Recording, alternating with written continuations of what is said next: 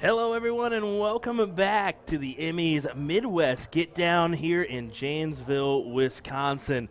We are back here live for, how about this, some doubles action. We've got some cricket being played right now, and we've got men's cricket as well as women's cricket getting started here. William Stuart of USA Darts, how about this, alongside me, a native Wisconsinite, now in Minnesota, St. Cloud to be exact, Mr. Ken Ripp. Ken, how's it going, buddy? Good. How are you doing? Hey, cannot complain at all. Happy to have you here with us. It should be an entertaining day of doubles action. What do you think? Yeah, I think it'll be a good time. It'll be fun to see some players that are used to throwing cricket actually get a chance to play it on the steel tip board,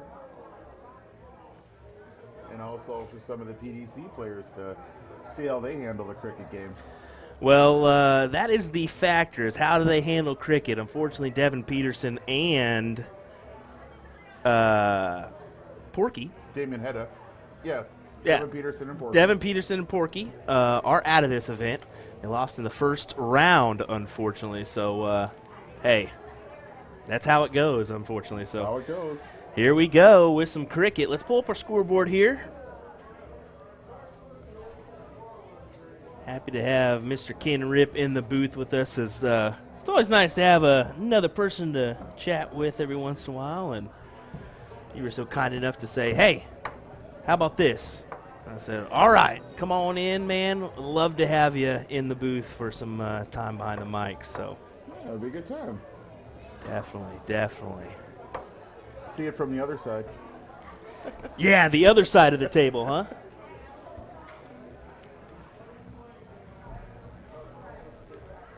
It should be a good match. We got Nick Georgeson, Joe Okupniak taking on Chris and Darren. Threw me off there. I saw Connor Olson jump in front, and I was like, whoa, Connor's not in this match. What is he doing? What is he doing? He's chalking. That's what he's doing. Hopefully that didn't mess you up too much. Oh, we're good. Alrighty, there we go. If I need to change something, I will, and we'll see how it goes. But get a little better volume on there for you, Ken. Ken's never been in the booth. You've never been in the booth with me. You've never been back here, have you? No, I have not. My first time. So a little bit of a different deal, dealing with the mics, handling the commentary. You've been around the dart game for how long now? Over 30 years. 30 years, so definitely a lot of knowledge. Both steel tip, soft tip, correct? Mostly soft tip. Started up the steel tip probably, 5-10 years ago. Just give it a try. It's a lot of fun. It's different target. Throws a little bit different. Strategy can be a little bit different. Certainly, and that's been a factor today. Let's not lie here. Some individuals maybe not going for the right strategic out for a steel tip way, but there's reasons behind that. Maybe they're just not used to the steel tip side of things. They're used to that soft route. Yep. So you see a lot of the double 15. Let's be honest. Double 15s that people end up on. They try to get it down to zero. They try to get to a 0 at the end of the number, and that double 15 can be a killer on you, especially if you go inside. Exactly. Then you're set for a scramble. Well, this gentleman, Bullshot Darts, as you see the hoodie there. Can you play in a hoodie? I don't think I could. I don't know if I could either. That's the closest I've been to the hood in a long time. Oh, my goodness. Yeah, that little added weight there. I don't know if I could do it or not, but some enjoy it. That, of course, was Nick Georgeson of Bullshot Darts, like the hoodie said. Has a pretty good platform there.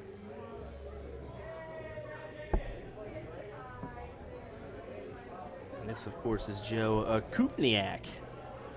I had to practice that one for a while. I don't think I could. I still couldn't get it.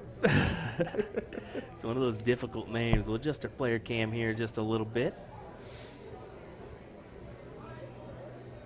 For those just joining us, this is the Emmys Midwest Get Down doubles cricket event here in Janesville, Wisconsin. Happy to have you.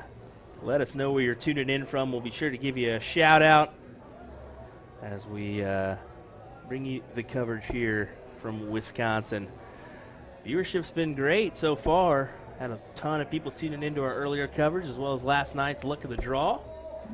And the participation in the room's been pretty good too. A lot of people, a lot of locals, and a lot of people driving in from a few different states and coming all over the country just to get a chance to play steel tip where they may not normally get the opportunity, and also just to see some of these PDC players.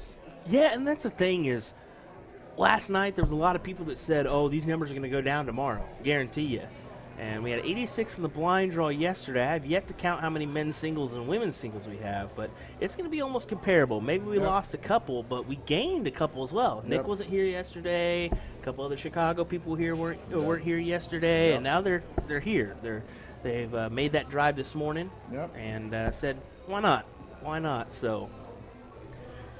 And it's a good location. I mean, it's not. It's close to some other bigger areas. And it's easy to get to. Certainly is. Just an hour and a half away from Chicago. An hour and a half, maybe 2 away from Milwaukee? Maybe? I don't think it's probably 2. It's about an hour. Yeah, about an hour. Or so. Yeah. Let's say it's surely not that far away. Well, when I talked to some people from central Wisconsin, they said it's about an hour and a half for them. So this is becoming more of a second home to me here in Wisconsin, I think. It's the more and more I'm here. I was here 3 times last year. I may be here 3 times this year. Well, there's a really large group of people that play darts in Wisconsin. I mean, you just look at their state tournament when you have 20-some levels and you have to run it in 2 different shifts. They really like their darts here, and that's great to see. And it's awesome that you're here to promote it and get people excited about it. I've been thinking about purchasing a drone just to get some footage of that bad boy up in the air. It would be nice. We'll see. We'll see how it goes. Another learning curve. Alrighty, is this Chris Hartwig here? See how he attacks this one. 18s is what I do. He's got that short follow through. Doesn't even extend it at all, really. That's always, I always tell people when you're watching these live streams, watch how some of these people throw. I think it's important. You can always pick up these little pointers. A lot of people want to know how to get better and how to improve. And Joe's got a nice follows through all the way, good long extension, and you'll notice that his grouping was a little bit better and was more on the target. Yeah, you can definitely learn a lot just from watching the game here, not only strategic-wise for cricket or checkout-wise for 501, but so many more factors and just kind of keeping with the same rhythm, the same flow, doing the same exact thing every time. You mentioned it. Yep. You mentioned it earlier with Danny Baggish. That's the difference between all these guys and Danny is Danny's consistently the same motion, the same follow-through, where there's a difference for all the other people. Yep. Same with Damon. I learned that in the final. Oh, you had to play against him? How'd that go? Oh, no. I was talking about in the men's singles final. Okay. Now, if you want to ask me about last night where I beat Damon Heta in the blind draw, you can. Matter of fact, it was him and Joe. So, Kupniak, I'm sorry. No, it was just good and fun yesterday. Of course, that was Damon's first go at soft tip. Was it really? Night, for real, yep. He seemed to pick it up pretty quick. Yeah, I would say so. I would say so. Big trip 16 there from Chris. Good last dart indeed, but Kupniak just has to come up here and 1, 2, 3 to 16 to kind of advance on to the next number. No real need to go for the big hit here. I like that move right there, going for the inside of that double wire. It's always been a fancy for me. Well, that's one, when you play steel tip, if you play it a lot, that's a number that a lot of people double out on, so exactly. It makes sense. Exactly. I think for me, it's double 20, double 18, double 16. If I feel like if I got one dart and I need 2 numbers, most of the time I'll go with those numbers because I practice them a lot. It makes sense. Some people say there's no doubles in cricket. I beg to differ. I would beg to differ as well. I beg to differ. That board's fully there. You might as well use it. Exactly. That's why they got all the segments there. Yeah. Georgeson. Same thing. Just needs the 1, 2, 3 pop these 15s to advance to the Bulls and continue on. Looks like some pixels there for Georgeson. Some target pixels maybe. Those Rob Cross style darts. Been seeing a lot of those lately. Yeah, you do. You really do. The dart art these days is just getting crazy. Some of these companies can really do a number on a barrel. Take a closer look here. Does manage to get the single. There's Mr. Connor Olson right there. Young Connor Olson. Mr. I should just say kid.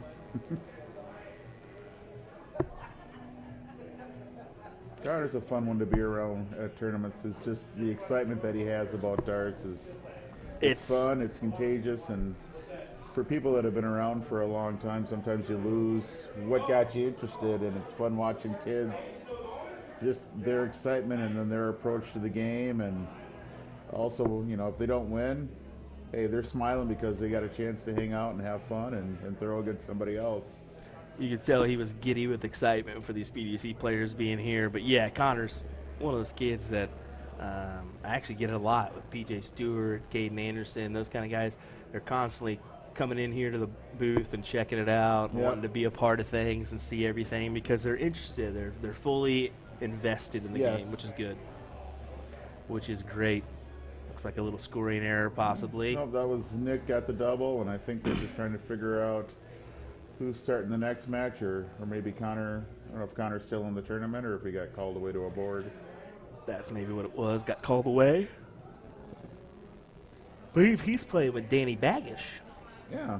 Yeah, that's a good little crew. Danny Yeah. Baggish taking Connor underneath his wings there. Oh, I suppose with cricket they're rediddling on each start Yes, of sir. each game. Yes, sir. They'll rediddle every leg here. Yeah, they're following the CDC rules. I wonder why. Well, it was nice that they had Peter Cetera was coming Yeah. down and helping get everything set up for the first time I first don't- go around with everything, and especially with Dark Connect. I'm not going to lie. I was honestly a little surprised. I was like, what are you doing here, Peter? Yeah. I'm running the tournament. Oh! Well, it's Oh! nice. I mean, if you're gonna set something up for the first time, you might as well get someone who's done it a couple of times, and Well, it's but- been real nice having him here. He got everything organized really well, and sign up was easy, and he's helping to keep the tournament running really well as well.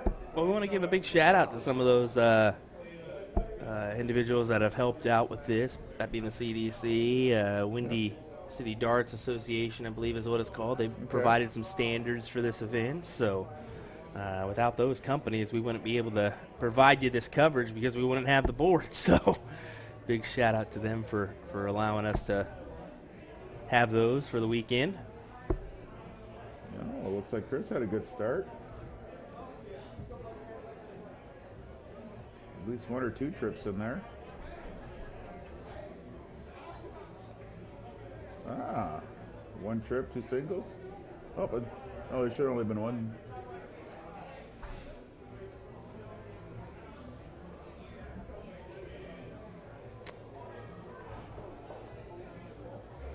And it's nice that they have the Dark Connect tablets here, and I know that there were some players yesterday and today a little worried about how they were going to handle the scoring.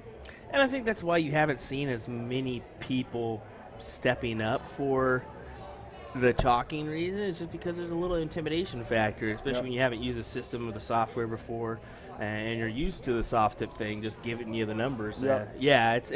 It's no disrespect by any means. We're not trying to throw them under the bus, but it's just a learning curve. You're going to have to learn the new things, and it was nice enough that they set all the tablets up last night on the steel tip board so people could kind of, they wanted to go get used to it.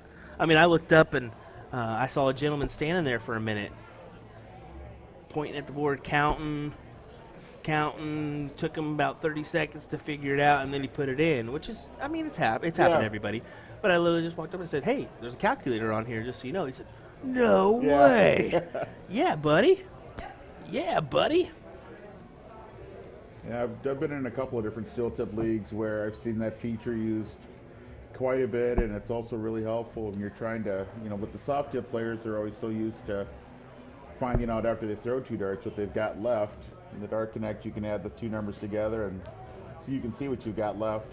Yeah. Which is also really nice. Exactly. Which is probably why they don't use it always on the PDC Big Tour stages.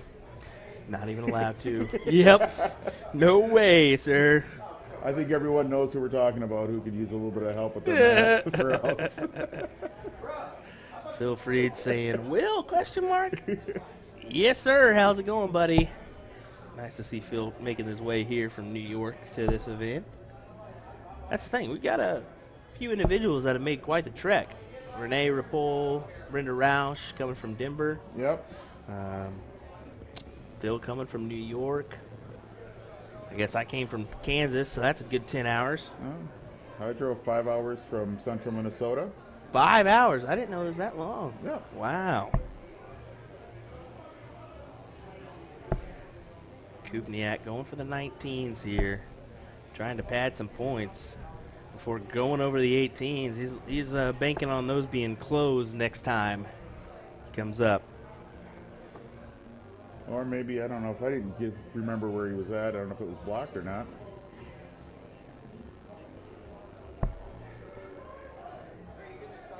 Fortnite icon saying he loves this. He's from overseas, so nice. He's chiming in to tell us he enjoys the stream. Appreciate that. That was a good round there by Darren. 3 singles. Soft tip players, you hate it, but steel tip, it's all about those darts that you hit versus the ones you miss. And that's the factor. That's the biggest factor that people have to get used to here in Wisconsin is soft tip's about what you miss, steel tip's about what you hit. Yeah. So strategy's a big factor there. Yep. You got to think about that. Hey, if I'm going to put my opponent in a pressure situation by forcing him to hit a 7 or a 9 mark is a lot harder to do on a steel tip board Yep. than a soft tip board. So, once again, folks, William Stuart here alongside me, Mr. Ken Rip of St. Cloud, Minnesota. Thanks for joining us for our coverage today. We did pop up a nice little feed. A recorded match between Eric Bobzine and Damon Heta. So go check that out at a later date. It's not often you get to see a top 16 player in the world on your stream, and we officially got it with Damon Heta. That was nice.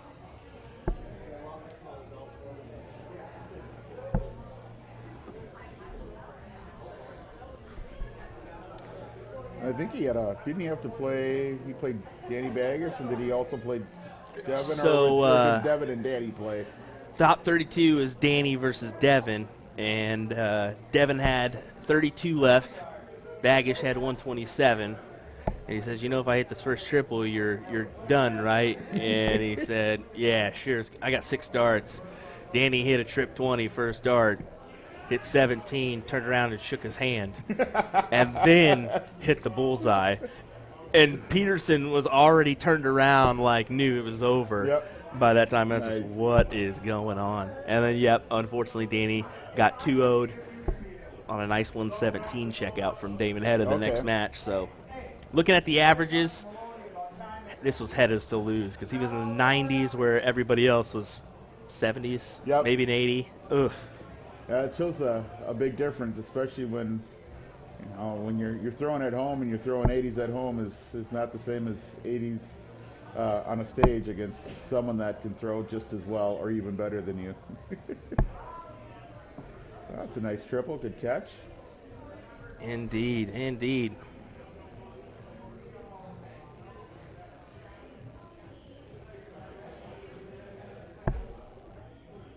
Is that in there? No, that is not. Going for that double again, but that's the costly factor. He went outside there. You got to keep it inside if you're going to go for that double.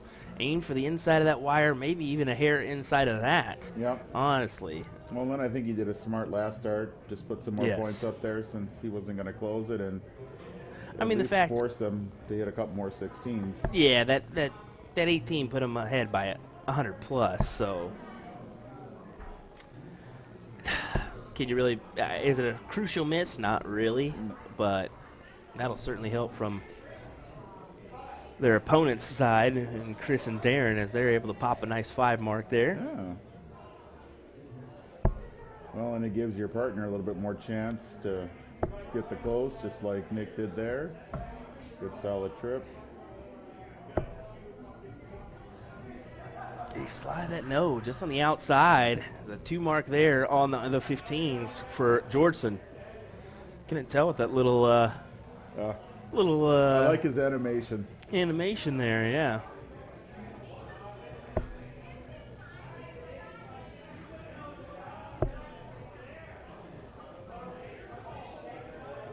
Triple would have been nice. A triple would have been nice. Yeah. Would have forced the hand of Joe Akutniak, but he can just go ahead and hit one of these 15s and go right for bulls if he chooses. Maybe pad some more points. He's going to go bulls first. There's a single, and there's the double. Is it the double? That is a double. And he Nice wins finish. it. My goodness. There it is. Joe Akutniak and Oh, no. Nick Georgeson. No, he didn't hit it? All right. Whoa, whoa, whoa, whoa, whoa, whoa, whoa. He hit 2 singles. That definitely looked in. It looked like it was a double. Couldn't quite tell from our camera angle, so do apologize for that one. This is why we're going to be working on a little overhead. Yeah. We'll see. We'll see how that goes. Unfortunately, we don't have 10 cameras behind the players like the PDC does. Oh, I really enjoyed all the different camera angles they threw out this year. They've been really doing some different things, including the split screen action, which we're going to try to incorporate more into our coverage. Of course, it's you can do more when you have more of a crew. People, yeah. So this weekend it's just kind of a relaxing, fun start to the year before we start kick off for Vegas. So not really a massive important stream, but it's a fun stream. Yep. So we want to make sure to show off players as well. So Joe and Nick, though, do advance on through as they win that one over Darren and Chris with a nice 3.4 average. So hang tight. How about we hear from Devon Petersen, possibly Damon Heta. We'll play a little interview from them in the meantime. Thanks for joining us here on USA Darts coverage of the Emmys Midwest Get Down. Hey, coming up real quick, before we do that, Las Vegas Open right around the corner, January 19th to the 22nd. Those up in this neck of the woods or Michigan area, Shoot the Rapids is February 3rd through the 4th. If you're in the Denver area, head on over to the Groundhog Open. I believe they're going to be the same weekend in Colorado, so look that up if you have the time. After that will be Shoot the Moon the following weekend down in Decatur, Alabama. So those are our upcoming streams for USA Darts. All right, folks, appreciate you being here. Here's that interview with Devon Petersen. Here with Devon Petersen at the Midwest Get Down in Janesville, Wisconsin. How's it feel to be in the States, Devon? Yeah, it's always great. I mean, when I flew into Florida, it's the second time that I flew into Florida, and it feels like home already. And the United States has welcomed me very warmly the first time, and yeah, you guys just doubled up on that. So yeah, I'm really excited to be here and meet new friends and family that you'd obviously have for years and years to come. Yeah, for sure. Well, you learned a new game yesterday, cornhole. What'd you think? Yeah, it was tough at first. I thought it was corny, but yeah, it started really getting interesting once you get the nick of it. And like most men and competitors, you want to get better and better. And so yeah, the night was too short to obviously learn everything about cornholing. But yeah, I'm sure I'll start playing it a lot more from here on out. Yeah, the competitive nature was definitely coming out. Yeah, I could see it. I could see it. Yeah, I mean, you got beat by us last night, by myself and Danny Baggish as well. I'm not going to say that like out loud, but yeah, for the first time, I mean, just getting used to the skill and just kind of making sure that you get the weight of the corner. You guys have some strange games, but yeah, it's quite addictive. Yeah, for sure, for sure. Well, moving on. Let's talk about this year for you. PDC circuit. I mean, had some struggles, had some good moments. Yeah. That's how it goes. That's how it goes, right? Yeah, it's 2022 was a tough one simply because I had to change my throw back and kind of just needed to come through the confidence levels and up that. And I feel like 2023 could be a platform where I start playing well again, and then yeah, hopefully dominate on the circuit like most of the other players are doing now. So at this point in time, it's quite tough to compete on the pro circuit. If you're not one of the top players, you're not going to get deep. So yeah, you gotta kind of knuckle down and just put the hard hours in and make sure that you're good on the day. Well, I don't know if you've heard, over 850 players fighting for 27 PDC Tour cards at Q School this year. I mean, yeah, it's only getting more and more competitive. So hopefully you have a good 2023 year and kind of can retain that card and continue to fight and continue to go. What do you say? Yeah, it's testament to how the PDC have built the sport itself. I mean, I was at the first Q School, which was 140 players. Now you're looking at 850 I think there's 40 different countries represented. So you can understand how big and the reach that the PDC has. So it's great to see new players come through. It's the dream factory, as we call it. I mean, you can go into the door as an amateur, leave that place as a professional, and then kind of world's your oyster. So yeah, it's a fantastic opportunity, and the boys on tour like myself and a lot of the other players defending that tour card, the prestigious tour card. It's one of those things that you can't worry about what other players are doing. You just make sure you do your best, and if your best is good enough, you'll stay on the tour. There you go. Well, I want to thank you for coming over to the States and expanding the game here, because it certainly helps. So we're fighting for that world title someday. Hopefully we can get there on a world championship level, maybe get one player up there, but we'll see. Thanks for spending a moment with us. Good luck to you in 2023. Cheers a lot. I appreciate you guys and what you guys are doing and welcoming us so warmly, and I'm sure that USA will become the hotbed of darts in the next 3 or 4 years again. Appreciate it. Cheers, bye.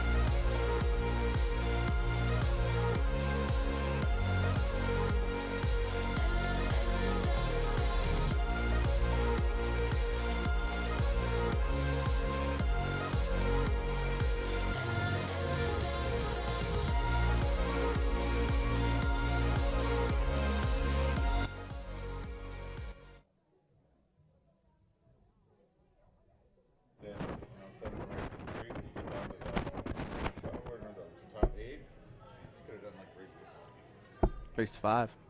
Yeah. All righty, folks. Welcome back here. Another streamed match. It's Edward DeBank. Yeah, we're gonna butcher these all day, but Edward D taking on and Phil Freed taking on Jose Copian and Matt Jenkins, or as I call Jose Copian, Jose Mazdadov. Mazdagov? He's got that UFC look to him. All right. Looks exactly like, well, I just give him a little stuff, so maybe he doesn't look exactly like him, but apparently women's final, men's final maybe next. We'll see. We'll see. I didn't know we were all the way. Well, we're top 8. I didn't know, yeah, we were into the top 8, so maybe we'll get top a 8 for men, and not a whole lot of women doubles teams. So maybe we see a semi on the men's side, maybe not. Well, that's quite all right, isn't it? That's a good start. Honestly, quicker than I thought. Yeah. You know, apparently there's only 4 women's teams, which is going to happen here and there. But we all know we're kind of male dominant here in the game of darts. Yeah. We're starting to see more ladies on the scene, kind of starting to get into the mix. Yeah. Especially with the advancement of the women's series and the eyes on Lisa Ashton, Ballinger, Bo Greaves. I mean, we're bound to pick up some ladies, I hope. Yeah. You know? Well, and there's a couple of good female shooters. You know, even though there's 4, they're all still pretty decent. 4 teams for the women. You got Liz and Jennifer Pickett and Brenda and Renee. So still some good talent on the women's side as well. Oh, definitely. You know, definitely so. Some elites here when you think of Brenda, Renee, and Liz. Yep. Some talent. Even Jennifer Pickett? Jennifer Pickett, yeah. Yeah, she's a quality shot as well. You know?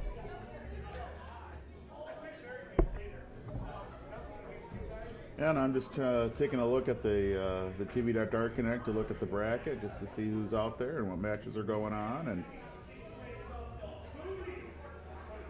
it looks like Danny Baggish is the only PDC player or former PDC player that's still in the tournament.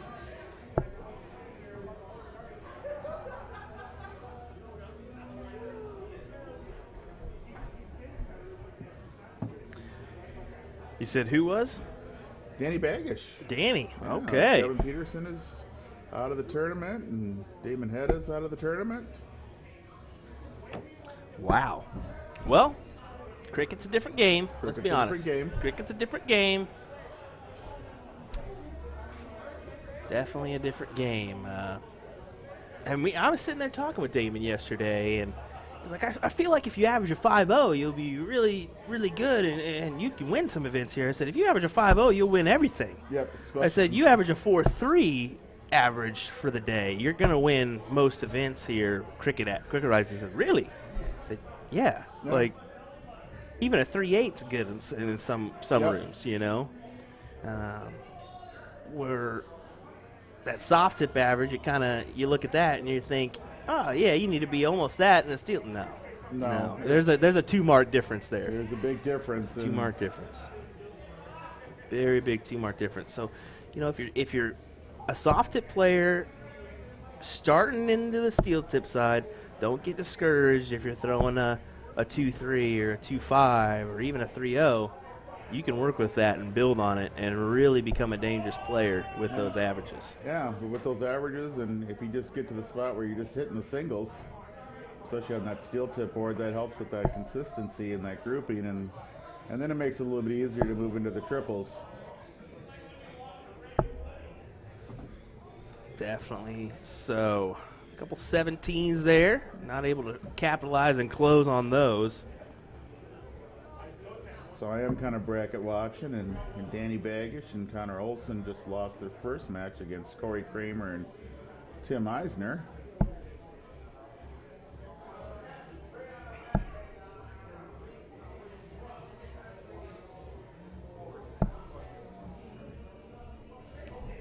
Phil making his little individual making the trek down here from New York. An individual who is a dart fanatic, dartaholic. Is he really?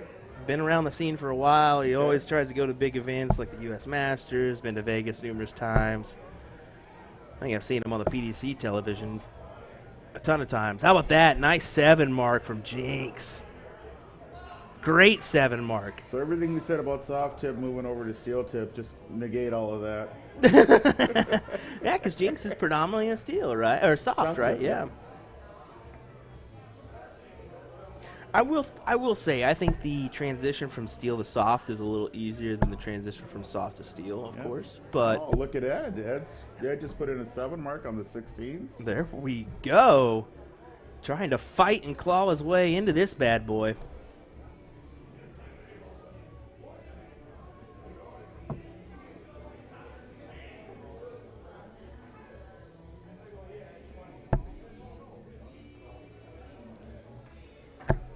Looks like Jose is just on the wire. Oh, got a little lax on that 3rd dart. Has a little chuckle as he walks back to the board here. But looks like it was a pretty safe dart with the score. If Phil just hits a triple, still doesn't give him the point lead, and looks like 19s and 15s are already closed.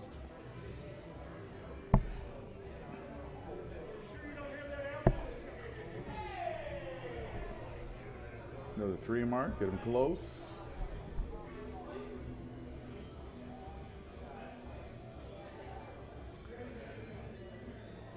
Matt rocking the USA Darts hat. Always love to see that. Appreciate that, sir. How about that? Oh! He's trying to put it away right then and there. A bull would have done it. 1-0. They're going to have to wait, though. So they're giving their opponents just a little bit of hope.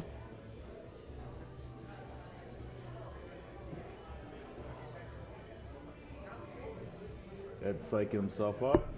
Oh, threw a double on the first one. Nice. Oh, looks like a single. Oh, on the same spot that Jenks put his last start in. Difficult. There it is, Jose for the bull and the win of this leg. There it is. So 1-0 lead for Jose and Matt.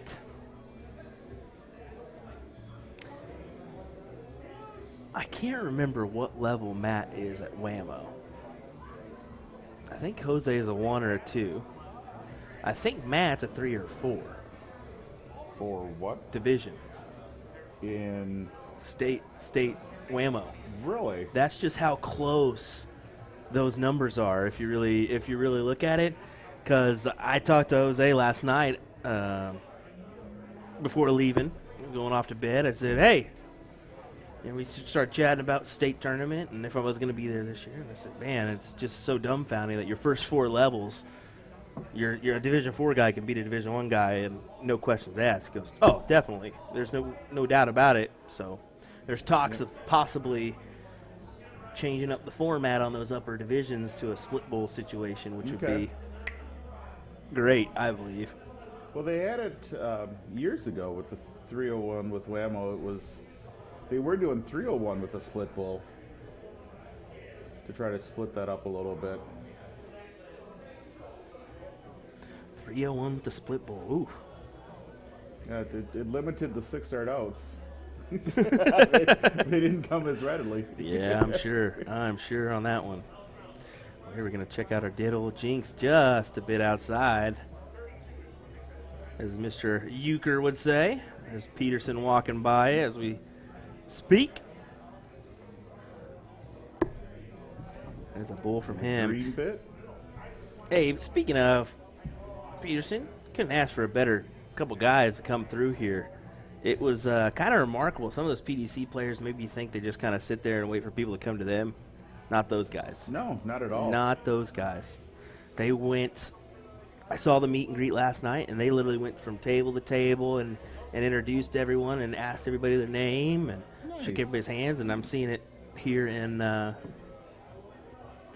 hall as well. Granted, they have their own, like, Danny, Devon, and Damon are sitting with each other, of course, along with Damon's wife and all that. But they're mingling. Yeah. They're mingling. Well, and there was a comment during the singles this morning where Damon actually got up and started talking for somebody. And some people were a little surprised of why is this big name player talking? And Damon, it's just darts. It's just darts. Well, darts, and it needed to be done, and no problem doing it, and just helping out. So that's a huge. I think that's just a really great representation of who he is as a person and what it should lead to the community. Well, we've all chalked before, you know, and that's the thing is we have all chalked before, and it needs to be done sometimes. So kudos. I didn't know that. That's good. That is good. And I find it helpful when you've got someone to chalk for you. It helps you keep your rhythm versus having to go up there and not only do you have to try to figure out what you hit, but now you're also slowing down the match a little bit as well. Oh, certainly. Yeah, you're definitely slowing down the match just a hair.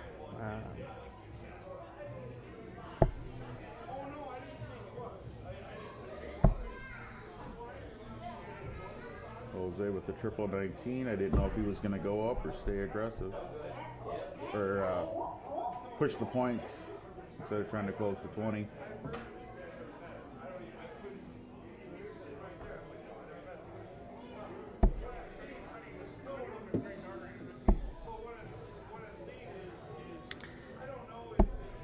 And we're seeing a little bit more of the soft tip strategy of lots of points before you try closing.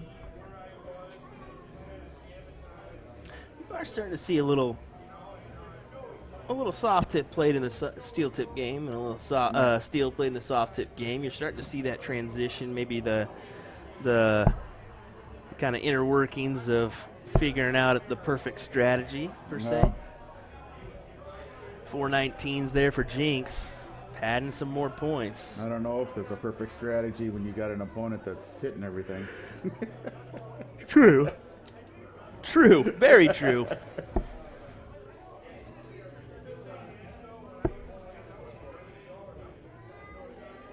Wondering how Phil can throw with that on his head. I don't know how he does it. He's got so many of those hats too. It's incredible.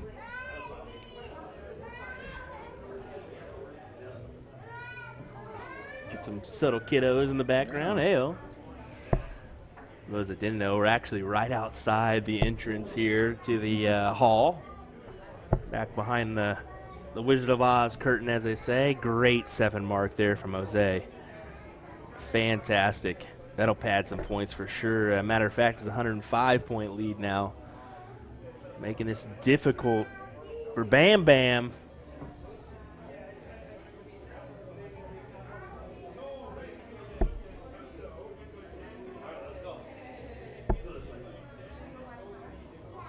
What's he using there? Those some widows? Those got to be widows.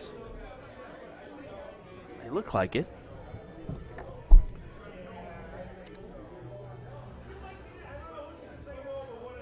I have a hard time telling all the brands, you know, the way that all the barrels are. I mean, they're different, but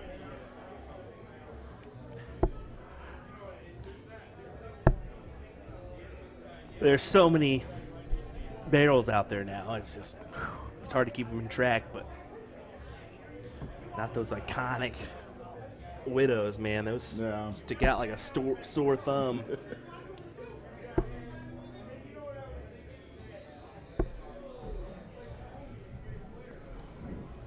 back when I started, there was a brand called Caesars. Just a really interesting little, I don't even know what kind of barrel they were or how they would even line up for today's world. But you had yourself a set of Caesars, you were really good. Hey, there we go. I've never even heard of them. I got to check those out now. Great. If you find a set, they might be worth some money. Hey, you never know, right? There's a couple sets out there that are just collectors now.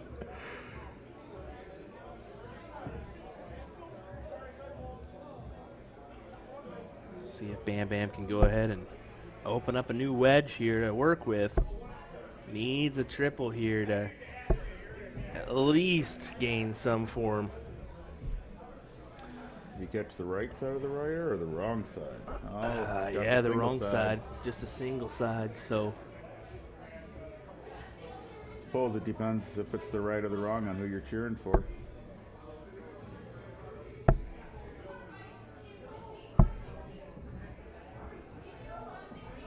Good darts by Matt there.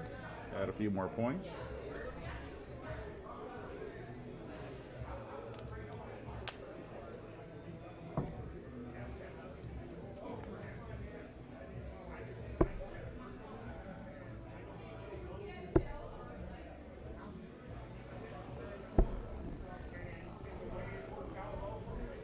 Looking at the bracket, hometown favorite Benny Dersch is down 1-0 right now.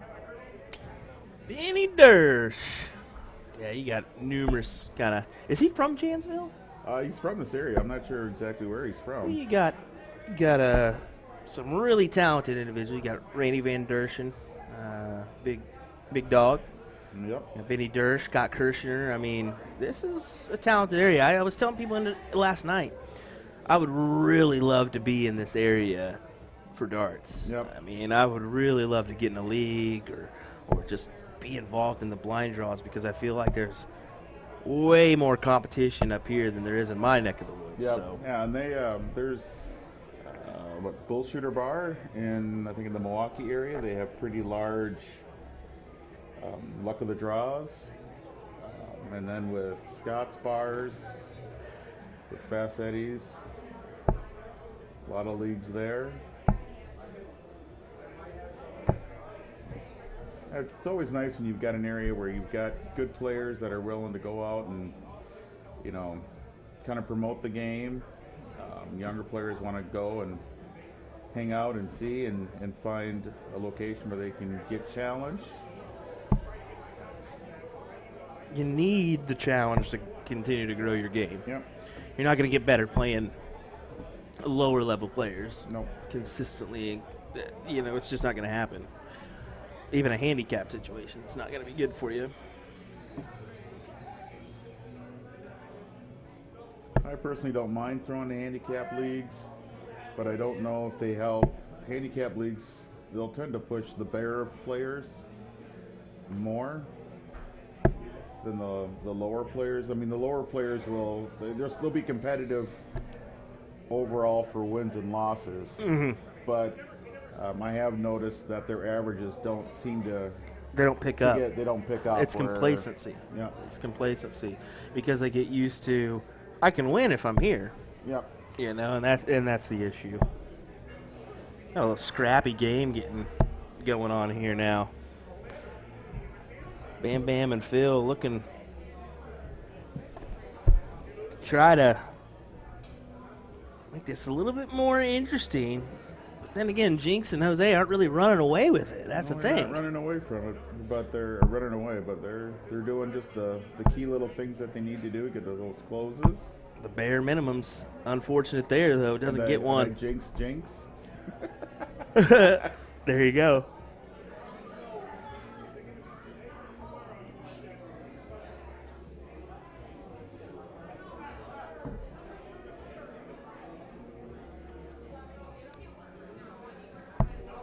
Danny Baggish and Connor Olson prevailed. Oh, hey-oh. Yeah. And then Nick and Joe, who were on the stream previously, they moved on. And then a couple of the Booyah boys, Jesse Johnson and Robbie Wismith. Hey, Jeremy, I sent you a friend. John Jansen. Little background noise there. Sorry for that one. We're going to get that flow here every once in a while. Literally, we are not even 7 feet from the entrance of this hall. If I put my arm out the curtain, you might be able to see it on the camera. You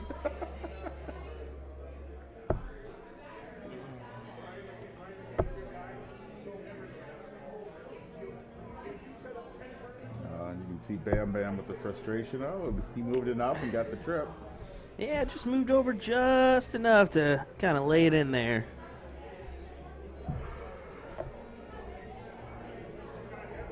I wonder if we'll start to see more of these soft steel transition tournaments. I think it's definitely something that could happen in this area. Yeah. Promote the game a little bit more. Big Trip 19. just trying to pad some more leads and was looking for that 15 afterwards. Not able to capitalize, but Jinx and Jose are in a really good position to go ahead and wrap this match up.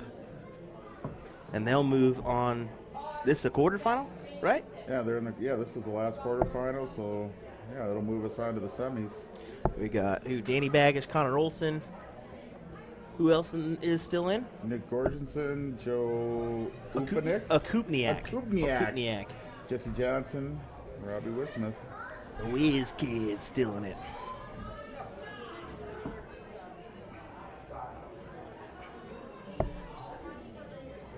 Yeah, no. Possibly after this one, we'll show you a bracket, depending on how quickly we can get that pulled up for you guys. You can see what's coming up next. Actually, never mind. This gentleman's looking it up now. Oh, yeah. So the winner of this one will play Danny and Connor? Connor, yep. Okay. So the semifinals 1. And it looks like they've already called that next one on the 12, haven't they? Yep. So we'll get next Nick Georgeson, Joe Okupniak taking on Jesse Johnson and Robbie. The Whiz Kid. So that'll be good. A kind of a more localized matchup. Well, I guess I can't say that. A Wisconsin-ish matchup. Nick's from Chicago, so heck with that guy.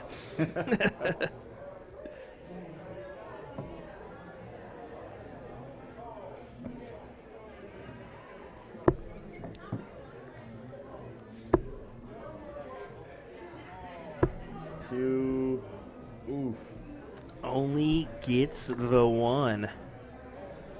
Things could possibly get interesting here. Let's see. A 53-point lead.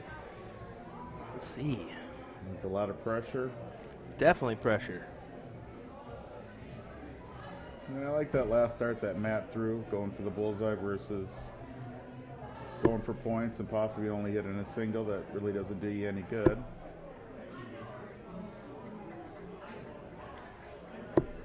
Pressure indeed. Unfortunately misses all 3, giving Jose a look to finish this match and win it 2-0.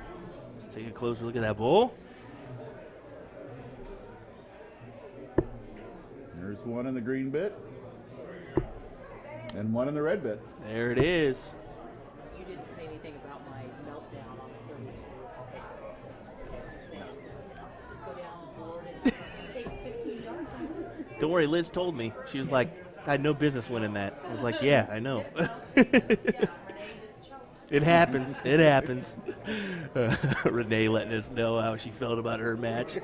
All righty, folks. Well, hang tight. We'll have that semifinal coming your way. It looks like Nick Georgeson, Joe Okupniak taking on Jesse Johnson, and Robert Whiz Kid Whiz Smith. We'll be right back with that coverage. Hang tight, folks. So you're exactly right. I'm giving you the men's set.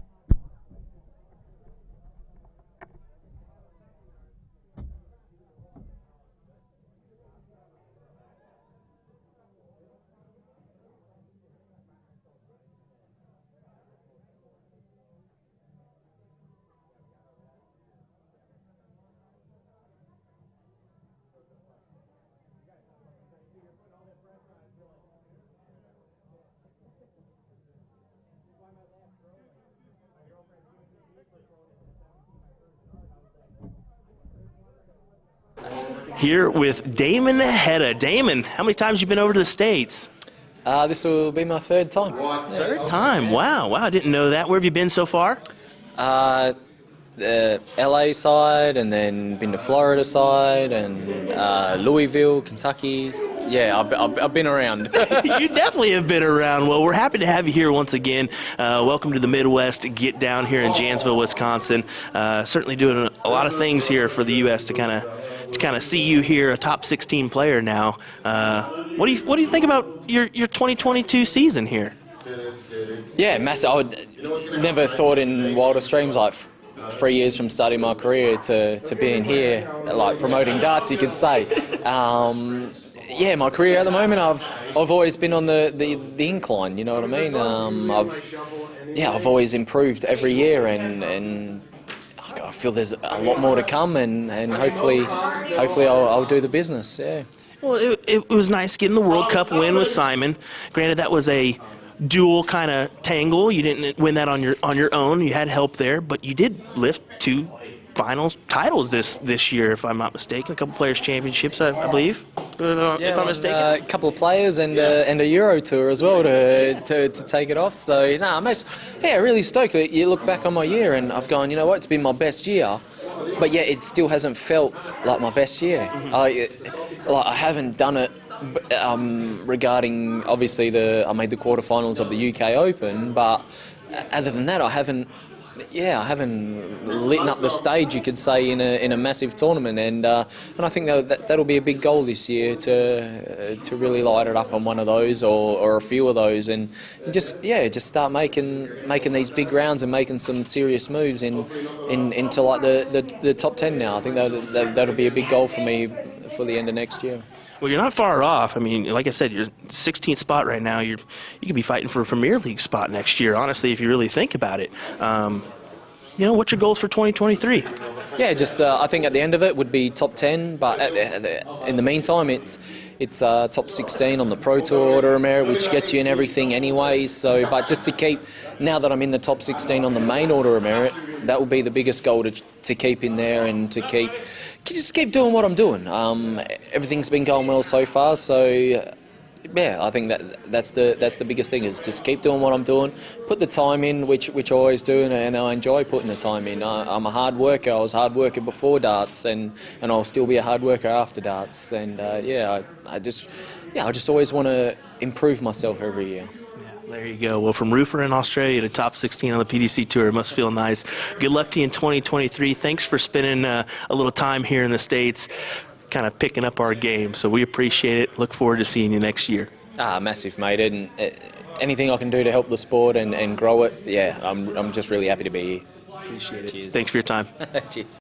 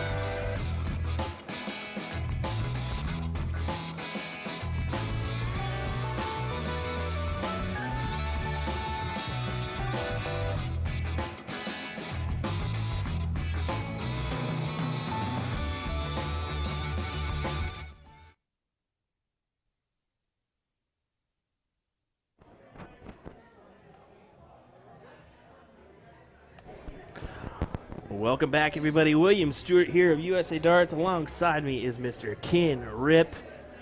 Welcome back to our coverage of the Emmys Midwest Get Down doubles cricket events. Coming down to the wire here. How about that, Ken? It's semifinals. Man, it's crazy to think that. Yeah. Yeah, the single elim tournaments run a little bit faster than the double elimination tournaments. Who would have thought of that? My goodness. Yeah, a little different, let's be honest. It is kind of a bummer. I mean, that is one thing that the soft tippers do have to get over, too, is the single elimination, like one and done situation. Yep. It does suck, but get a little bit more bang for your buck on that soft tip side. That is true. But, well, possibly. You just got to enter another dollar into that machine. Exactly. You got to figure out where to put the quarters on this bad boy. And the players have done a pretty good job of paying attention and being ready to throw. Oh, certainly. Yeah, Certainly they're having so. a good time doing their socializing, but they're also here to throw some darts. Yeah, So, definitely. Kissing the flights once again is Nick Georgeson. You seen him do that? Georgeson, yeah. He's a kisser. Kisses them Kisser? flights. Oh. Kisses them Kiss 'em. flights. Some people have them certain movements they do every time. That would be one of them. Whiz Kid looking for another 20 there. Not able to capitalize as he's only able to grab 2. So Kutniak with a possible chance at getting ahead here. He's giving himself some self-encouragement there. Looks like he's using the Jules Van Dongen barrels there.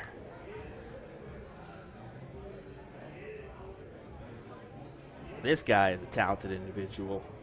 Jesse Johnson, I believe he's in the Booyah Cup as well. Yep. He qualified for that one. Very talented individual. Oh, unfortunate there.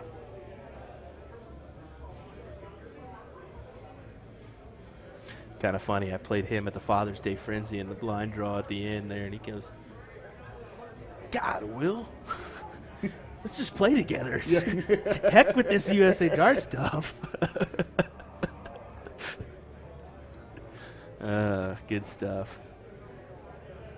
Nick with the 5 mark to put some more pressure on. Robbie's choosing the path of he can't run points on me if you don't have them. With the 5 mark of his own.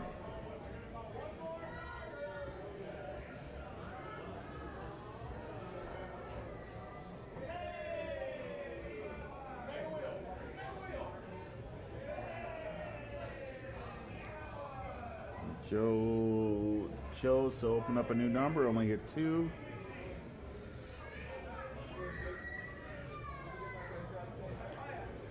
Giving Jesse a chance to get caught up. Hit that trip 17 on the first start. It's going to add to it. And then he goes on over to the 16s, hits those as well. Quality stuff there from Jesse Johnson.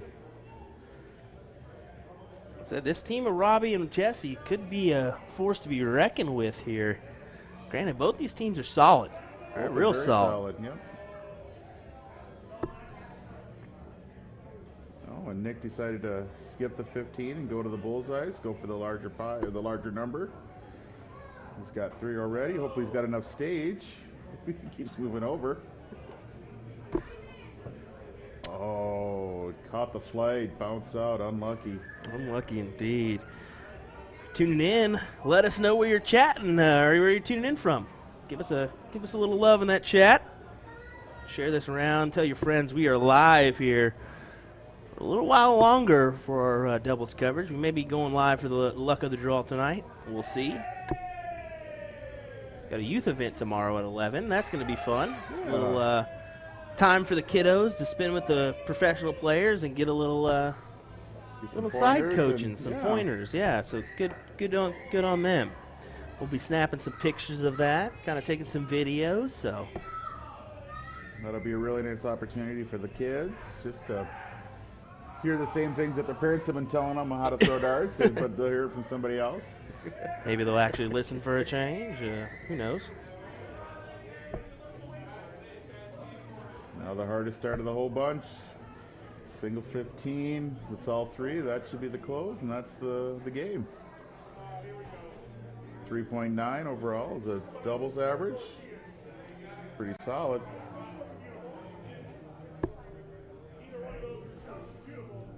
Nick Didlin with the red bit to start off. And Robbie on the green bit. Nick and Joe with the start.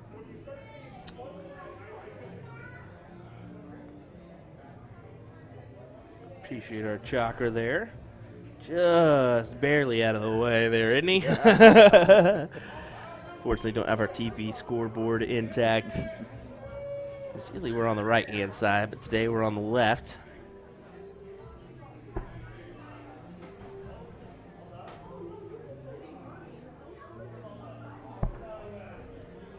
Nick with a good start with a 5 mark.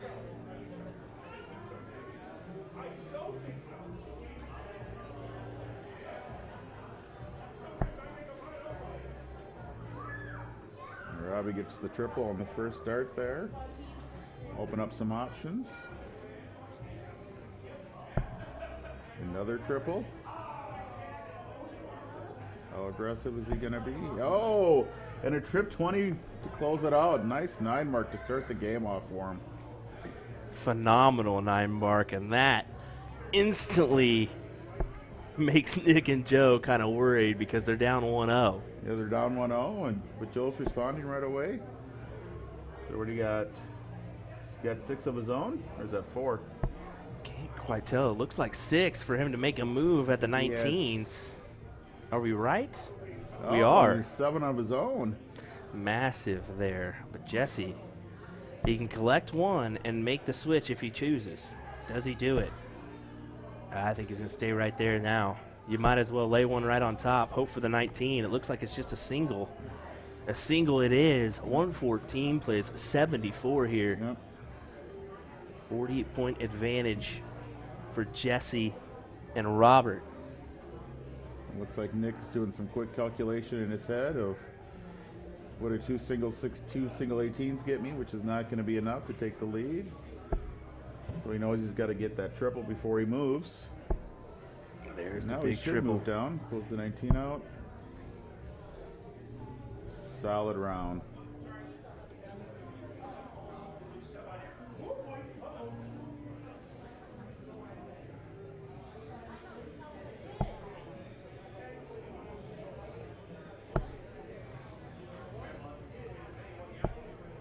And this is always that round afterwards. You throw a 9 mark, and then you throw your first start, and it's in the middle of the single bed, and you're trying to figure out how did that happen.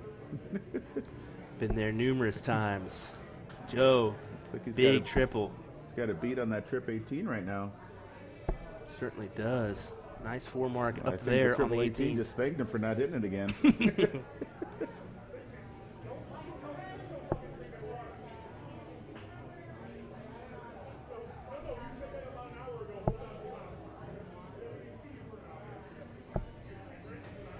Oh, the 3 singles.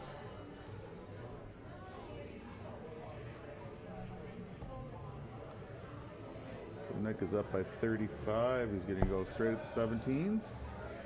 Let's see, you got the trip 17. Well, Oh, here it trip could be a 16. big 9. Oh! Single 15. At least I'm assuming it's a single 15 by the reaction. Oh, it's got to be. Still a great 7 mark. Puts him in good position to make this 1-1, forcing a decider.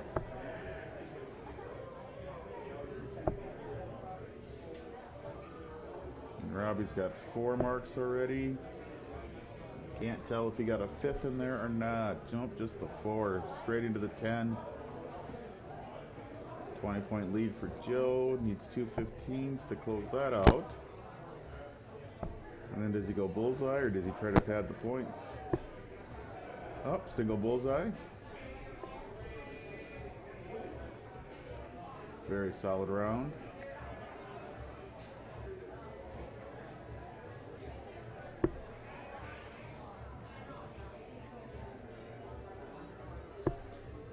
Single there. Looking for another, can't find it. So Georgeson, 2 away from a 1-1 scoreline.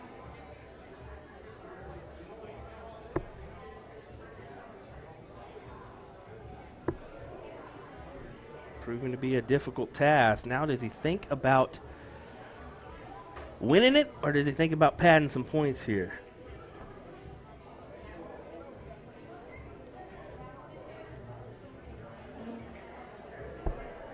Yeah, decided to go for the points.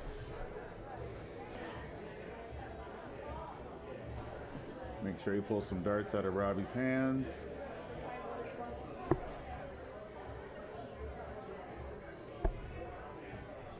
Oh, Robbie trip got the 18.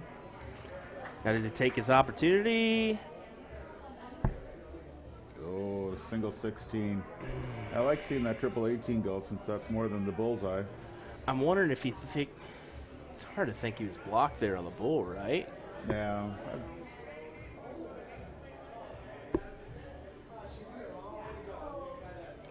Joe there, able to capitalize and grab the out. That was a 4.3 average from those two gentlemen. Good combined average. So we'll head to the diddle for a last leg decider.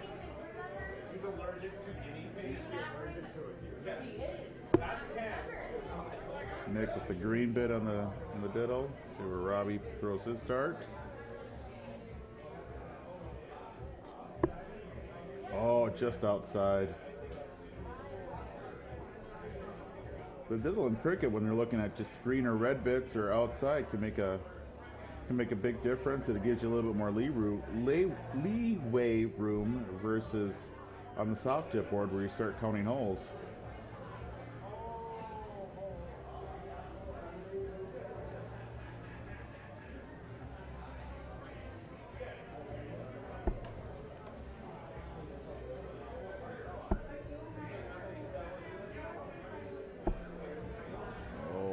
Singles for Nick. Yeah, only 3 singles is running the lines of not enough. Oh, what is Robbie doing? What are you doing, Robbie? Well, he capitalized the last dart. That's a savior if I've seen any. I question that strategy from the very get-go. Never been a fan of that. I always want to try to get my own number first. Yep. But to each their own. Each their own. Yep. Although I'm going to be talking trash to Robbie on that for a while. But maybe he was thinking, since he's been throwing the 20s okay, give it a go. Pulls it out and just try to keep it close and don't give them the opportunity to run away and point on the bigger number.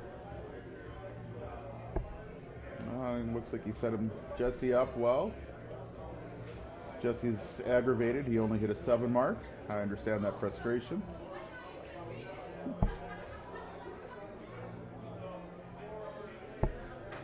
It's a risky play by Robbie, but so far it looks like it's paying off. Certainly is. Nick's only able to grab 4 on the 16s. Big round incoming. Oh, the double bullseye. He said double, why not?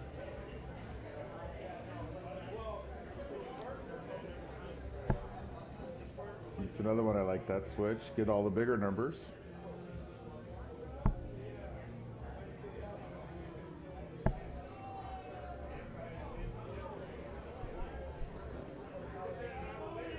I think Joe and Nick at this point are just hoping that Jesse doesn't have a good round and gives them an opportunity to get back in the game.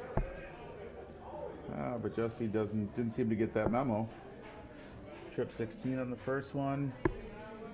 Hit the bullseye on the last one. Missed the trip 15. So Nick and Joe are down to 15s for their. They want to keep moving on.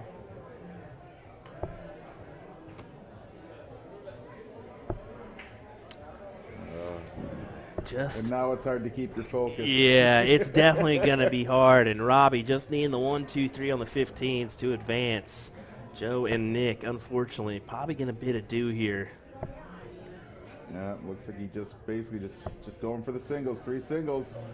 And a sigh of relief there from Robbie WizKid as he's able to capitalize and win that one. Just throw a nice little 5.2 out there. No big deal.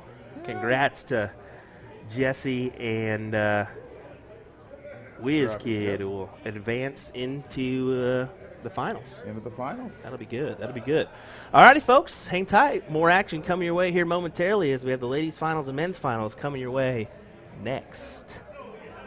Don't go anywhere. Well, you can go to the bathroom but come back. Yeah. Take your phone with you. Take your phone with you. All righty, folks. We'll be back here momentarily. Thanks for joining us. Will, Stuart, Ken Rip. We'll be right back.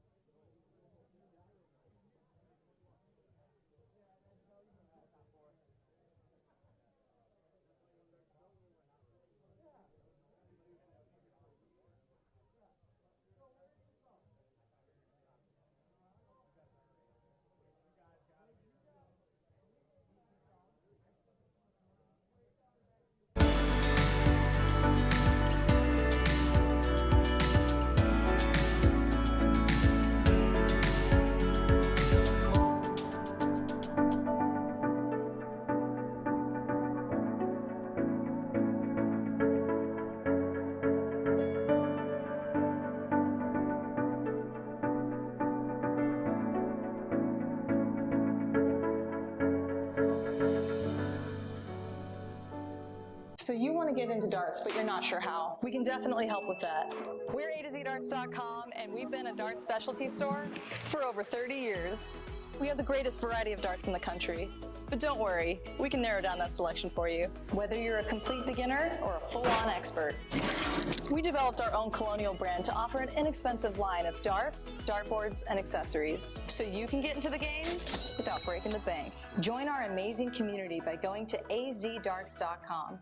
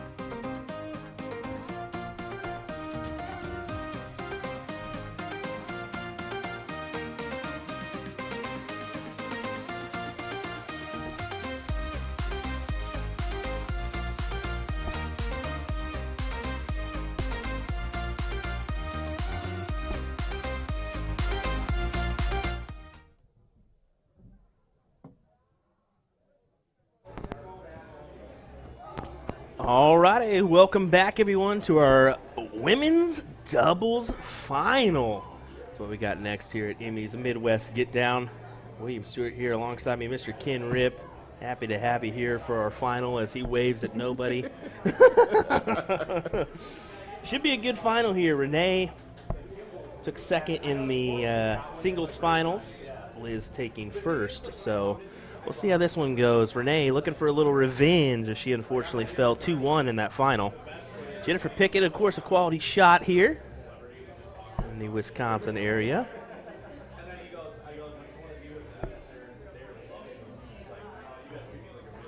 This whole lot's pretty talented. Brenda and Renee, as well as Liz and Jennifer.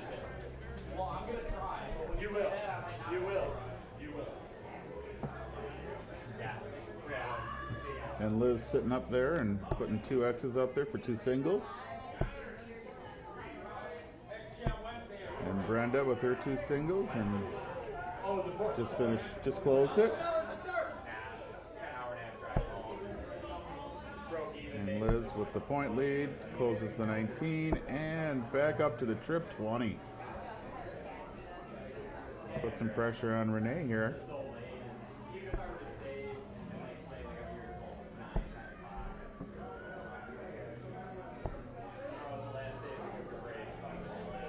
Oh, she's got those little needle tips that wiggle when they land in the board. Yeah, the reflex points is what they're called. The Yep, the reflex points. That is what those bad boys are called, the little wobble wobble. Let me see. Give a little edit. A single 18. Just needs 2 more to close that out. We did have somebody reach out to us about a question they had, and this is probably something we should go over because we have a lot of soft tip players watching right now from Wisconsin. Great darts there from Brenda. So the scoreboard, as we can see, there's lines, there's circles, and there's an X with a circle. So if you see just a circle itself, that means that they hit either a triple, or some people will mark it as a triple instead of 3 singles, but most of the time that's your triple. So a 0 score, or that circle is a triple. If you see one line in a circle, that's either they hit a single and then a double, or a single and a triple afterwards that didn't count for numbers. So now the X with the circle, that means they closed it 3 fat singles. So just a little behind the mic helpfulness there for you, as some people may not understand that Dart Connect system as well as others. Yep, and why it looks that way. And yeah. Oh, Jennifer with a trip 17 right away. And ooh, is that a singles? Oh, she threw a 5 mark. Nice round, very nice round, Jennifer. See how Brenda responds. Is she going to go for the 16s or go to a different number? Brenda's going the route of the bullseye since that's a bigger number. And looks like she got just 1. Oh, she did not get any. Liz closes the 16, 115, and another 15. So 3 singles. What's up, Candy? What size did you say? What size? Renee with, oh, just outside on the wrong side of the bullseye.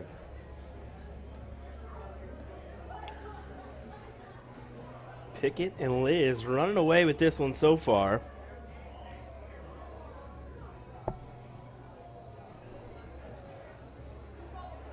Trying to get that single 15, grabs it there. 15.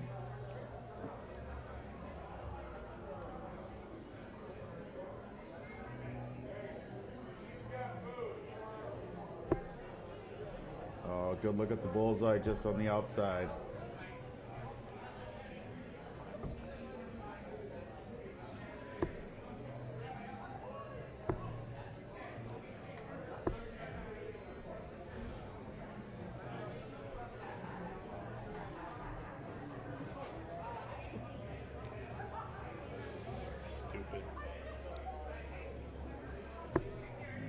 It's not even in a series, and it's just rolling. Good thing they saw me shoot, so that's good.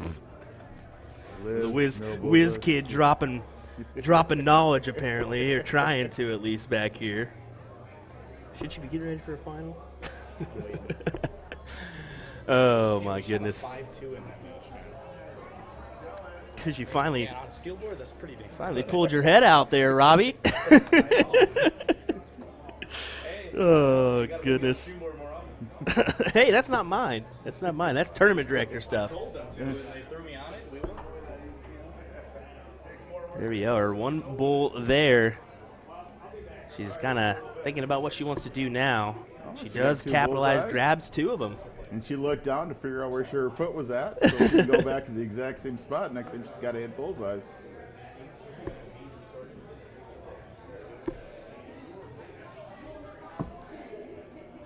Brenda using those signature. Oh! Brenda using those signature L-style flights of hers. Unfortunately, a ricochet off of those bad boys as Tynan's looking for a single bull for the win. How about a double? Power close. There's game 1. Now to diddle again to see who starts up game 2. Robbie's got to go warm up. See if I can get Mr. Will Stuart a show. Yeah, keep laughing. I love this.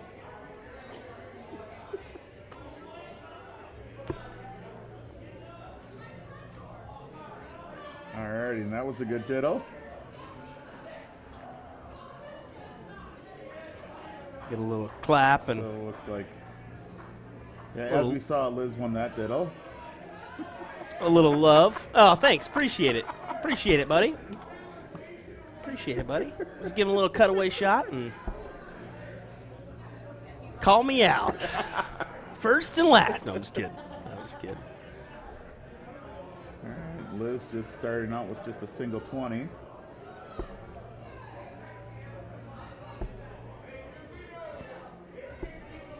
Oh, and Brenda got 2 20s.